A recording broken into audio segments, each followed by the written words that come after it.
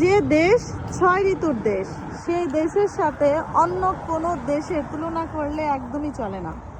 সুজলা সুফলা শস্য শ্যামল হচ্ছে আমার বাংলাদেশ। এত সুন্দর, সেই সাথে এত অগোছালো এবং কি নোংরা, সেটার কথা নাই বললাম। কিন্তু প্রচণ্ড পরিমাণে ভালোবাসি আমার দেশকে। কানাডা কিন্তু বেশ বড়, 6 ঋতুর দেশ না, 4 ঋতুর দেশ। সেক্ষেত্রে বাংলাদেশের তুলনায় কানাডাতে অনেক কিছুই হয় না, যেটা আমাদের সোনার বাংলাদেশে হয়। সেক্ষেত্রে কানাডাতে যে সুন্দর নিয়মগুলো, যেমন এই যে ঘাসগুলো দেখতে পাচ্ছেন, এই ঘাসটা কেটে পরিষ্কার করে সুন্দর করে রাখার জন্য, সবুজ প্রাকৃতিকটা মানুষকে আকর্ষণ করার জন্য প্রতি মাসে বা সপ্তাহে পরিষ্কার করে রাখে ছোট ছোট করে কেটে।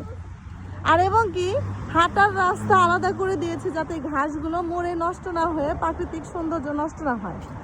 সেক্ষেত্রে আমার সোনার বাংলাদেশে যদি এই গাছগুলো সুন্দর করে রাখার জন্য সরকারিভাবে চাকরির একটা পর্যায় করে দিত সরকার থেকে, তাহলে যে কত না সুন্দর হতো আমার সোনার বাংলাদেশ। কিন্তু সেটা তো হয় না। সাধারণত কি হয়, ঘাস কাটলে মানুষ নিম্ন চোখে দেখে যে সে ঘাস কাটে, কিন্তু কানাডাতে এই ঘাস কেটেই কিন্তু সুন্দরভাবে অনেক বেতনের চাকরি করে টাকা উপার্জন করে সচ্ছলভাবে কানাডাতে বসবাস করে।